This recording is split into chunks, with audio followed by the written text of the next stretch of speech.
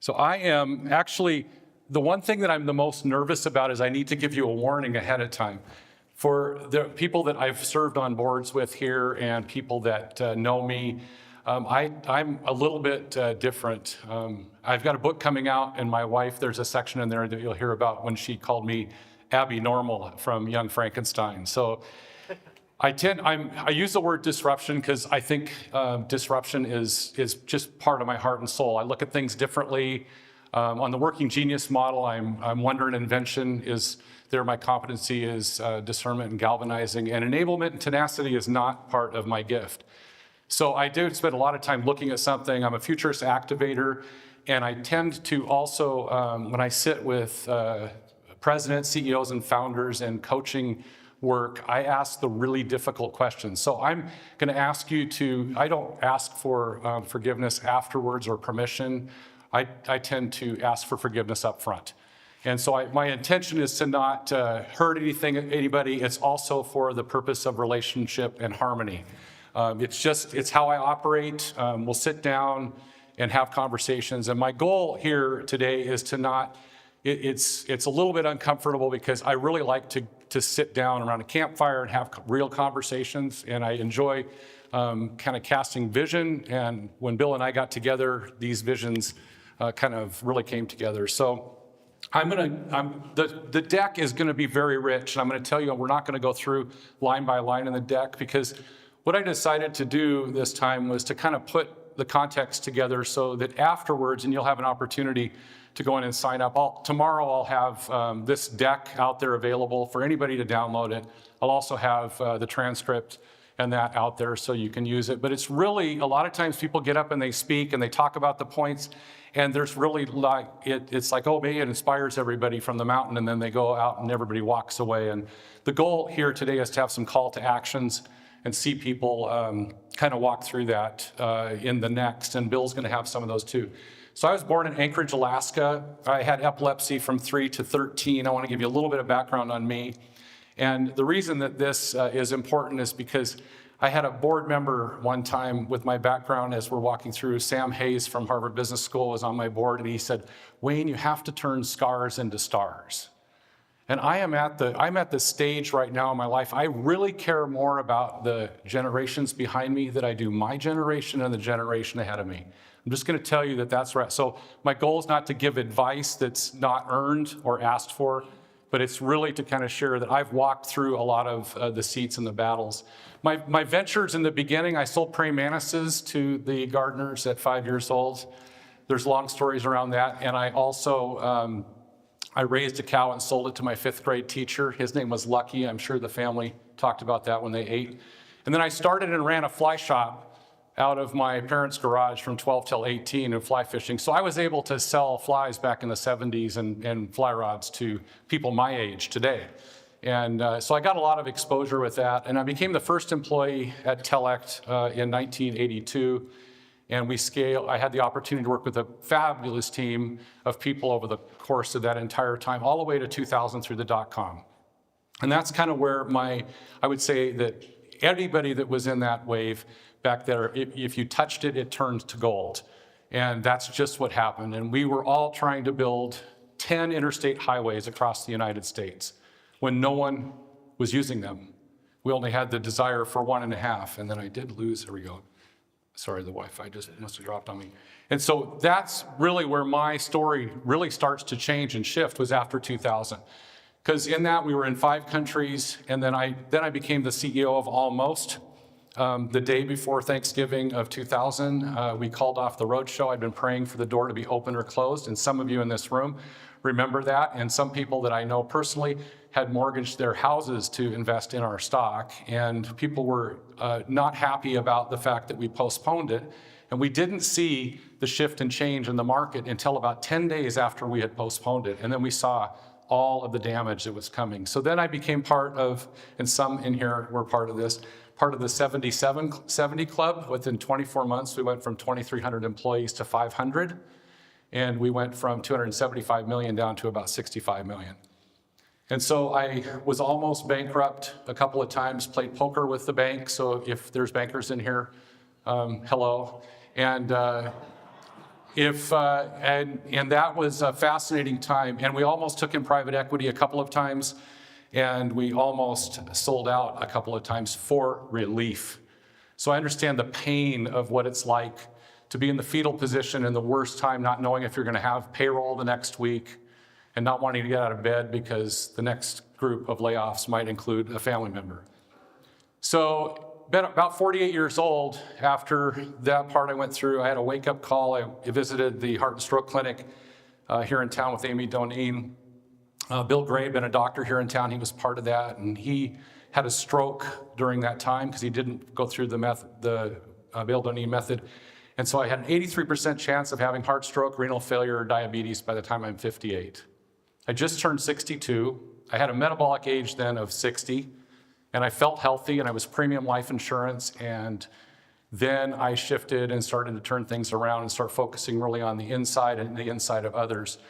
And so that took me into, today I have a metabolic age of 42, which I feel pretty good about, but that's okay. So thank you. But I think the most important thing, I've always been about succession, and I don't have enough time to talk to you about the history in our family, clear back to the 50s, Luke and Chuck Williams with American Sign and Indicator, and the lack of succession and all the way through. But I'm a succession advocate. I believe that parents need to have succession with their kids and quit managing them into the future after they release them. So I feel that same way about businesses. I think people wait to retirement to think about the successor. I think organizations think that way, and industries think that way. And the more and more I dig in with the people, I find out that they're dealing with identity issues because what am I going to do the next? And then also the people behind them are ready to take over faster than anybody wants them to. And that's ultimately the theme of this. But I was Greater Spokane Incorporated Chair. After that came together, right after Heidi Stanley had kind of led through the EDC and Chamber. Dave Clack, I know him very well. I've known the group at Momentum. And so you'll hear some of those stories. And today Trina and I are co-founders at Petty Creek Mountain Ranch. We have a ranch in Montana. We're residents there, and so I spent the last 5 years, I probably spent about 80% of my time there and 20% here. I've got a book coming out. We'll talk about that later, and that's kind of my story, to talk about the scars into stars. So I mentioned everything is succession. Again, I'm not going to go through and hit this, but I'm going to give you kind of my framework on this. We have settlers and people that settle. We're West. We were the go West young man, go West young woman, where it's at. We were a product of that. And so we're a lot of times settlers, and founders are this way. They run into a settler moment. They're sitting there, something stirring. They have a rally cry, and that's really a pioneering moment. And I use a little bit of Tuckman's words in here on rally cry as forming, and then identity. When you go through that next stage of storming, you're developing an identity about your product, talking to your customers, getting your team on board, figuring out what's next, testing it out. After that, you go through the identity. It's really a focus on legacy. And when I put legacy in on norming, it's a time when you're stabilizing and you've got to be thinking about the future. People so many times have got their heads down today and you're just figuring out what's going on day to day. You got to have a couple of people on your team at least always focusing on the future. And then you move into this stage of performing. And I want to tell you guys, when you're in the stage of performing, it's the most dangerous because people get complacent. They count on their revenue stream. They count on the way that they've done it. They just continue to count on it. And then they don't want disruptors. They don't want people like me. Embrace the disruptors. A disruptor is like you getting a sliver in a comfortable organism and it wants to be festered out of the organism. You want to fester it out. But disruption, you'll hear as I walk through this, is one of the most important things. It's either going to happen to you or you're going to embrace it. And the most important thing on that performing is you're establishing your relationships. And I got to watch that happen single-handedly after the dot-com bust. I had a great group of relationships, great teams. We did a great job paying attention to the customer. You know what we missed? Was paying attention to the customer's customer. Who was buying from them or who wasn't buying from them. It's really understanding the identity at that point. And then there's always a refiring. I believe you got to refire and then make decisions, and we'll touch through that. So when Bill and I met, we really came together, I think, in a big way. I've been in Montana now for nearly 8 years and still have a house here. Our kids and grandkids are here. I still care about this community. I cared about it before. When I was GSI chair, my first goal was to get us out of Spokane. And when I meant that, and you could find, if you get in those old videos, Jason Pegg and I did. I think pre-YouTube we were on, but we were going through this whole thing and doing it, but it was bring in Hilliard, bring in Airway Heights, bring in Spokane Valley, bring in Post Falls, bring in Coeur d'Alene. Let's start reaching outside. So I believe that Spokane has a great opportunity, and we're going to touch on that, but I believe we've got to raise the water level across the entire inland Northwest. And that's where, for me, and I think for Bill, that was a soul wake up. So I'm here with scars on my back because I've invested in funds, I've invested in businesses, and I've had face-to-face conversations with founders. And I've worked on pitch decks. And so I can tend to spot things a lot faster today than I used to be able to. I've served on these boards, and we're going to touch on that and investors. So these are the 5 segments that we're going to walk through. And so the first thing is no matter what, and I've got an ebook at the end of this you guys can download. It's a legacy toolkit, and it's really sitting down, whether it's you independently or an organization, and write your obituary. Bill said it's death. I wrote an obituary in the back of my book coming out, and I'm planning to punch through 100. People ask me, why do you want to punch through 100? You could be really old and you're going to have all sorts of problems. Oh, I do believe that there will be exoskeletons that we can fit into to carry us during that time. But the reality, the reason I say, I want to live every day like the wake that I'm leaving is a great wake and not a damaged one.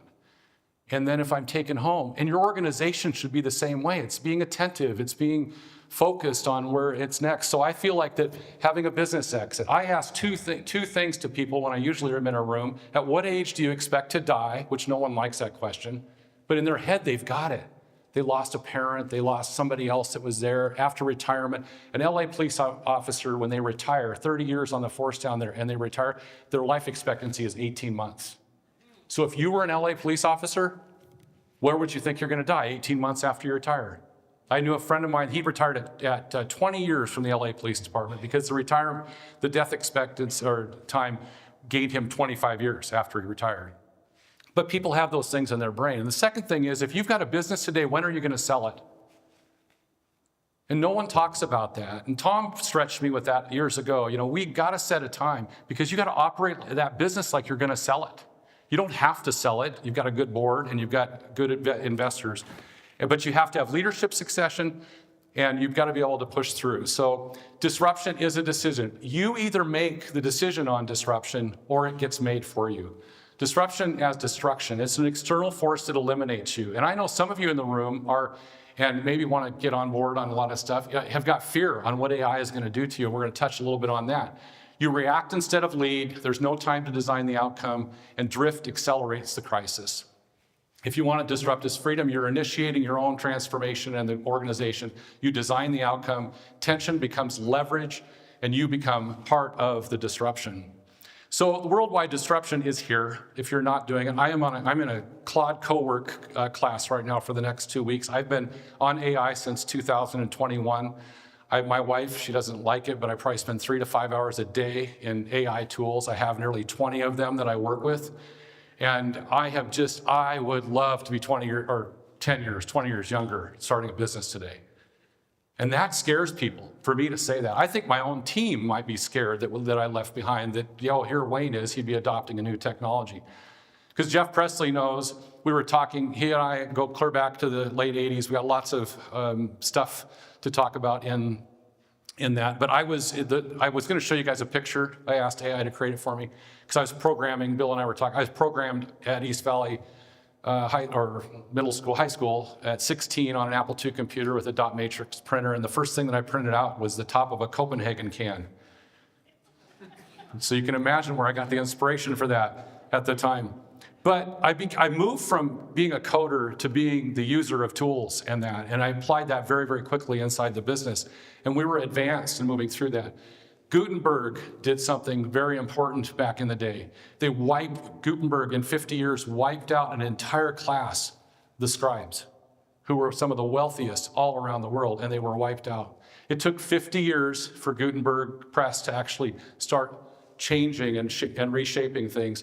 And in 2025, we are 5 years into agentic AI. It's been working on a lot more quickly, but the question is whether AI will disrupt. That's not the question. The question is whether you will choose it or let it be your disruption. and it will be your disruption. And I'm here to kind of walk through that because machine learning is compressing the 50 years of Gutenberg down to 5. And tomorrow it's probably going to compress the next down to 1 year. It will change your life. And it's also the reason that I'm here, because I'm invested in funds and I'm scared to death what those funds look like, because I got friends of mine that have PEs that are invested in them that started in 20, 21, and 22. And if you had a business model that could be disrupted in 20, 21, or 22, and you don't face that business model, have a discussion, and your boards don't, and your accredited investors are there, you lose the opportunity to make a shift. And then you run out of money and you're asking for cash again. And when you ask for cash again and you don't have an answer to it, and these funds have a hard time answering this question right now. Can you tell me who in your portfolio right now is going to be disrupted by AI? Why aren't they investing? The last couple of years, they haven't been investing. They've been trying to keep a lot of them afloat. So again, I'm sorry if I'm offending anybody in here. I wanted to give you the idea. The reason I'm focused on the inland Northwest, it's Cle Elum, Washington to Missoula, Montana. I'm just foreshadowing that.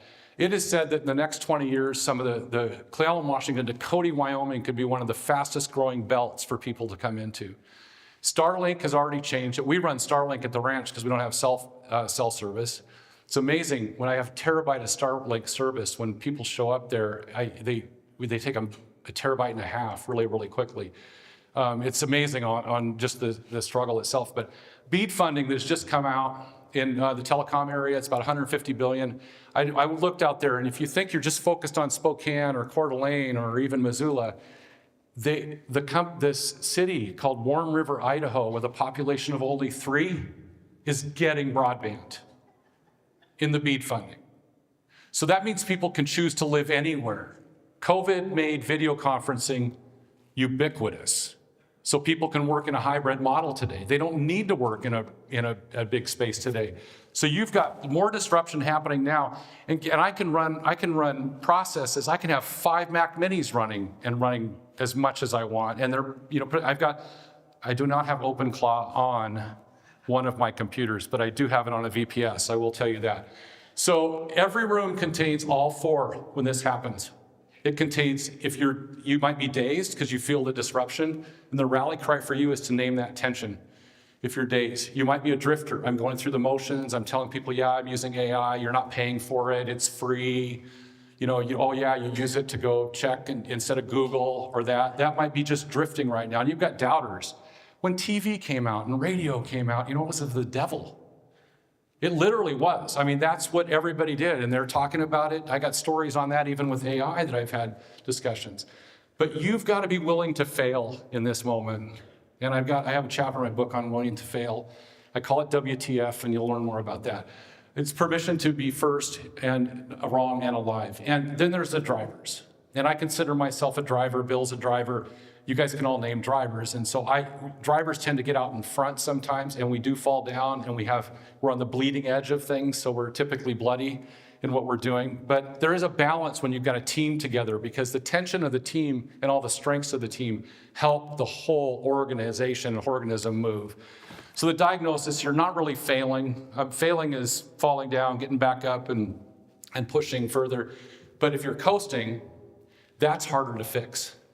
If your business is coasting, the university is coasting, if the accredited investors are coasting, the boards are coasting, and people are not paying attention to the disruption, that's the hardest thing to fix. Somebody has to be able to fix that.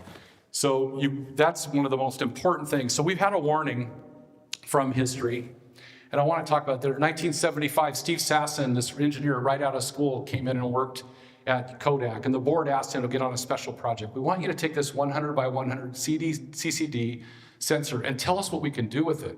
So Steve Sasson, he goes in and he sits down and he develops the first digital camera. It was 8 pounds and was the size of a toaster. And he comes in and he hooks it up to the TV and he shows them an image on it.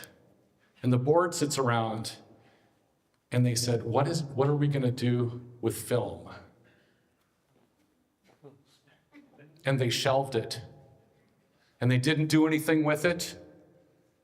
And then after that, Nikon, Sony, Panasonic, Leica, Hasselblad, all these companies started to embrace it. 1998, Kodak goes bankrupt. They were so busy paying attention to film.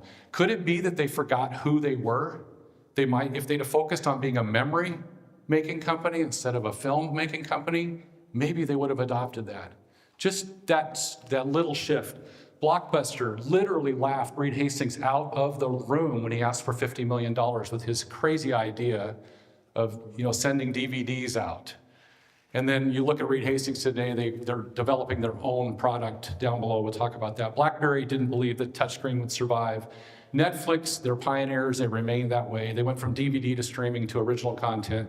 Amazon, Jeff Bezos went from books and then to everything. And then even when Jeff Bezos brought up AWS as a platform to start going out, his board was trying to get comfortable again. And if you look at AWS and Azure and the others in today, you're seeing significant growth. Apple was near bankruptcy. The iPhone obsoleted the iPod. So again, I put this back up here on the screen. It'll be in your deck. It's succession's everything. So I have another part in the book called the dead founder syndrome. I typically deal with this when I'm doing advisory, and especially in multi-generation family businesses, but it can also go in multi-generation communities and multi-generation universities and multi-generation whatever you're bringing into. Because the dead founder syndrome is a syndrome where you think you have to continue to operate in the track that was behind you, the ancestry. There's voices from shareholders, and I have one in the Midwest right now that talked to this last year, and the voices of the shareholders in there are saying, well, we can't do it because that's the way Grandpa did it back in the first generation. They don't even know. Do you know what I did when AI came out? I had one of them. I actually took the individual company that I was with, fourth or fifth, and I went back and I interviewed the grandfather in AI. How do you think I did that? Because every bit of the public newspapers are online. Everything about them was online. The same thing that the company, the family is trying to hold off and make decisions for, the grandfather bought somebody out of bankruptcy. They shifted, they did this. They made desperate, disruptive moves to even keep that business alive. So I think that's that way in the community. And so I won't go through all the ancestral track in that too. But we'll hit that, because I believe you're living your legacy every day. And when we leave tonight and it's tomorrow, this event is ancestry. It's behind us. And so the only way to actually even use any part of that is for people to get together and take it in to living into a legacy for tomorrow. And passion and purpose are the fuel that really you both need. You have to be passionate about this and you have to have purpose. We do have historical refires. They're fascinating. In 1889, the Great Fire burnt Spokane down, and it was built brick by brick back up. In the 1930s, during the Depression era, hydro was brought to the region. Timber and mining into this entire region became, just focused on that. In 1974, my great uncle Luke was with King Cole and others that brought Expo 74 to Spokane. And by the time you guys heard Dave Clack speak in December, by the time momentum was around, you need to understand that what was happening. We were 5 years old at Telect, and when we started, it was 18% interest rates, and that's a whole other story. But in 1987, the Spokane and the whole inland Northwest region was stably depressed for 50 years. Stably depressed. Still was a great place. Expo got to show off the falls, got to show off everything else. Bill Main invested out in Liberty Lake, some houses, and a road to nowhere, Appleway. And the only thing it was used for was probably for Bill and Terry Shalom to go out and have auto races from high school. But people did a lot of things ahead of this because they had the vision, but others didn't have the vision. And then you go to 2026. Today we have AI, capital, succession, and need ecosystem alignment to keep things going. So my direct challenge to every seat in this room is even the startup founders. Will you build an active board before it's forced on you? And I'm going to touch on these a little bit longer. In my experience, and I'm only speaking on my experience, I have been invested in businesses that the founder has almost turns narcissistic and takes a role above the board and won't listen to the board. I've watched it happen. I have been involved where I've watched boards that the only thing that they care about is the name that's on their right shoulder and not being disruptive and not keeping tension. I have watched accredited investors not be passionate about what they're investing, but will put a little bit in because it's okay if I lose that. Do you know that's different when you roll money on, on the roulette table, that I can lose that, than it is to be inspired by the trust that you have, because it is about trust in the mission, trust in the founder, trust for an accredited investor that the boards are actually watching out and doing disruption. You have to have trust in that. And so growth founders, these are the people after the startups. They're out there. I heard, Bill's talking about Dylan today, and I think I'm inspired by what I heard from him, and I'll share a little bit about that in the coming slides here. But this is where growth founders are starting to create succession. They have convictions without losing their own identity that got them there.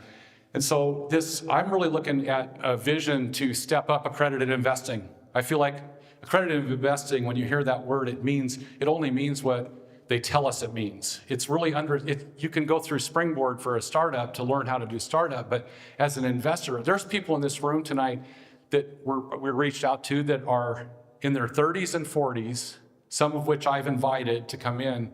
And I want to let you guys know, there's another wave of investors. They just haven't been at the table. And they have not a concern. If they put their money out, they want to know a little bit about what's going on. So we have a really great role that we can move ahead.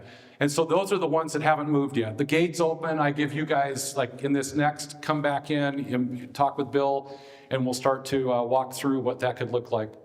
And the most important is communities and organizations is aligning for a bigger legacy, and we need to be courageous and take more risk.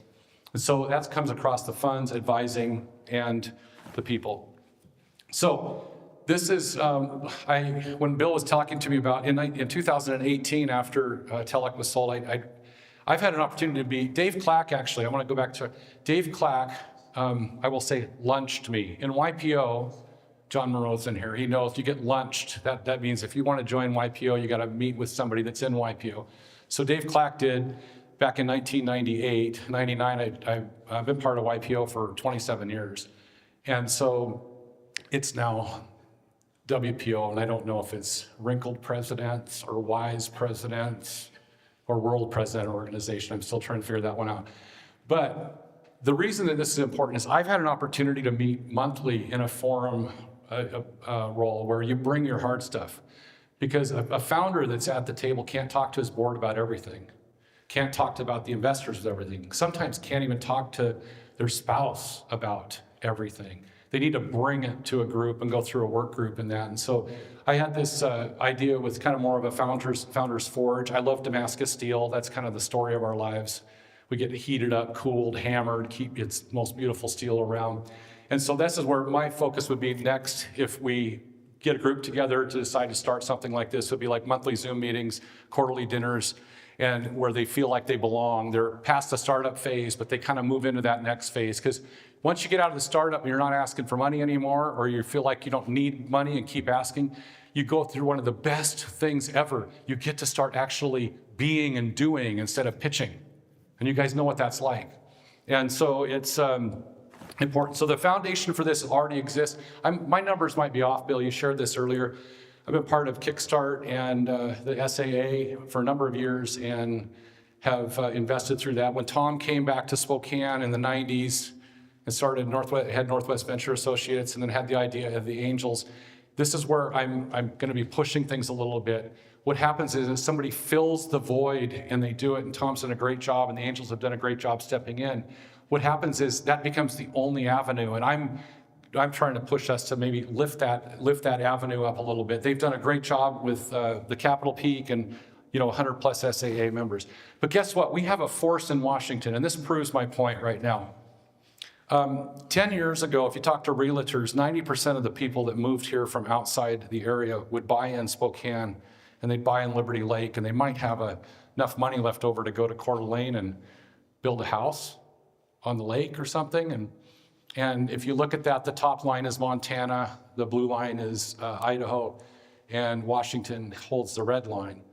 And since 2022, there have been, if you drive over between, as I do frequently, between Liberty Lake and Montana, you'll notice that one thing, that when Idaho decides to build a road system, it does not take as long as the North-South Freeway. And I'm sure there are people out there that go, oh, I wish those trees in the center median just weren't cut down. We have a lot of trees up here, people, a lot of trees. And what's going to happen next is you're going to have 6 lanes from Idaho all the way through to Coeur d'Alene. Then you got 6 lanes till you get to Barker Road. What does that look like? That will be collision. And so if you look at what the investment is, so where I'm at here is, this is the opportunity to not try to control what you can't control, but it's to be release and still be influential. That's where Spokane's got an opportunity. We have an opportunity to be influential across the entire region. Chris Stapleton still comes to the Spokane Veterans Memorial Arena to play. And guess who travels over? I know our executive director at the ranch moved from Georgia. His daughter and son-in-law went from Georgia to Brooklyn. They're 1099 architects and interior designers. They fly all around the US. And in the fourth quarter last year, they bought a house in Wallace, Idaho. So I'm sharing that with you. If you've been around a long time, you're probably worried about Wallace. But Wallace has got, my grandfather was born in Murray, Idaho, which if you know where that's at. But the interesting part about that, that's proving to you that the ecosystem's there. If they want to start a business, they want to start found up in Wallace, we need to be the ones that are supporting it. Launchpad today and Innovate INW, from my conversations with Bill, is not having to pitch to get people wanting to invest. And what we need to understand is that Spokane has got the largest regional airport, an arena. People have cancer, they have heart issues, they come here for hospitalization. We still have a great downtown and ecosystem. We have forces outside that might keep capital from coming in or wanting to start a business, and even this, the taxation impact that's happening today. But the one thing we can do is, everybody always wants to come back to grandma and grandpa's house. And that's what Spokane is. They'll always come back here for the concerts. They'll always come here for Hoop Fest, Bloomsday. They'll make travel over. They come over. The couple I was telling you about lives in Wallace. They got choices. They either fly out of Spokane or they run over and stay with their mom and dad and then go out of Missoula. But they have choices. So I think that's really where my goal would be, to inspire us to raise a large regional fund. And this will be a challenge. I'm putting this out there because we have to figure out how to do that in a way, and have independent alliances, angel alliances across the entire region. For the North Idahoans that are in here, I already bought the URL North Idaho Angels. And for the Western Montana people, I've already bought that URL. And we already bought the Inland Northwest Angel Alliance URL, and Spokane Angels is still Spokane Angels. The Tri-City Angels is still there. But the way to do this would be to allow the independent alliances around here to be part of something bigger. And I could even foreshadow where there's people out there, maybe 1 or 2 representatives from each of these other angel places sitting on top of a larger fund. Because I might be putting $5 million out, that might be a stretch. I don't think it's improbable. I do not, I think it's very possible. And you put that out there, but I don't know when the momentum gets started is, will there be a $10 million fund behind it? Will there be another? And we've had a lot of companies or equity companies come in and they might say, hey, we're going to invest in Spokane. But honestly, I've not witnessed where that investment has really pushed through. If you've got a good business and you're ready to launch, you might be acquired, or you might have an exit, or you're going to go beyond here to get capital at the next round. And one of the hardest things in founders, as you know, that 9 out of 10 business startups don't make it to Series A. They don't even make it to Series A. It's almost the same. I go to Valley Real Life Church out in the Valley, and the fascinating thing, Barna Research does a lot. Do you know that there's startups every year in churches, and 8 out of 10 of those fail? But you don't stop. You don't stop the fuel. You don't stop the ignition. You don't stop the support. You figure out a way to get the fuel going, pressing into it, grab the next gear, and support the people in a different way. Because insanity would be doing everything the same way that we've done it in the past. Insanity would be doing not adopting the tools today, not looking at applying AngelList, which is a great platform created by the Silicon Valley Group that you can do all of your offerings on that. You can create funds through it. You can create SPVs. We're right now at the precipice of having the most significant transition of businesses to nothing in the next 5 years. And when I mean businesses that are running right now, the grandfather is still running it, and he or she, a grandmother, did not have anyone to take over. And they're handing people the keys and just shutting it down. There's a lot of that. If you could just even find a business like that in there, you can apply some AI tools. Think of the profitability and just some of the new things that could take place. There's distressed assets, in this area. The debt holders, the businesses that don't make it, the debt holders get the assets. And we haven't even looked back. Are those assets, were they just early? And now they could be applied? We don't know that, but that's the visibility that I'm kind of like stretching into, and I know might be pushing that. I'm not trying to step in anybody's world here. It's just more for inspiration. So I really feel like we've got the Launchpad, 25 years of work and maybe some hiatus that Bill had there and Alan, and then now getting Innovate INW coming back up, and it's exciting to see the investments coming in from the universities and then others that step up. And I think the question will be is if the investment is out of fear or is it out of, I want to see something happen. Because I go back to, or not just, I wouldn't even say fear. I go back to even the accredited investor. Am I okay with putting in blank thousands of dollars in there if I don't win? I don't really have to pay attention to that. And so when I make a decision, Trey and I make a decision, and we've done this, I've told charities if we've made donations, and it's a really great thing. I said, and you want to make an impact. I said, I do not want to be the chicken at breakfast. I don't want to be the chicken at breakfast anymore. I want to be the pig at breakfast. You guys know the difference between those? The chicken contributes to breakfast. The pig is slaughtered for breakfast. And that's committed. And I don't mean like I'm trying to go to Bill's thing about you're going to die. That's not what I'm saying. But the idea is you can contribute an egg a day or an egg every now and then and give it to someone and let somebody else do the work for you. Because that's what a lot of times happens. That's what happens a lot of times in places like, let Bill do the work for you. Let somebody else do the work for you.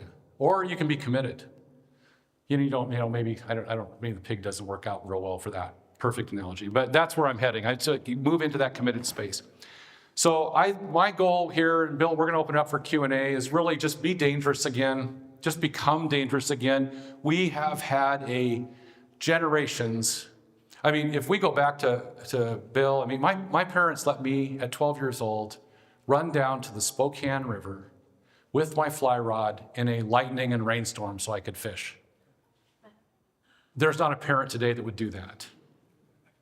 But I will tell you, I caught more fish in 20 minutes, and that's a whole other story, in the storm, than I did on a clear day. And I still remember that day to this day. But we have protected and accommodated. And 5 years ago, I believe, they said, even right before COVID, they said, the young people today, like 85% of them, want to find a business that's big and secure so they can just go and work in it. That was it, right up to leading up to COVID. Guess what? Those jobs, the bill of goods that they might have been sold 20 and 40 years ago about this is the path you should take, going to the university, do this on these career ladders, and this is what's going to happen. There's an attorney in New York, $1,000 an hour attorney, used to have junior attorneys come in, does everything on AI today because it's all on AI. And so where's the career ladder? Where's the career ladder today? It's broken.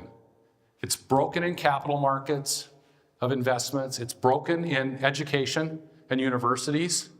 It's broken in the master and apprentice roles. We have got to figure out a way together to take and not say, oh, we want to create the ladder again, because we don't know what the next thing that's going to be coming with AI that could break the very thing that tomorrow we're starting up.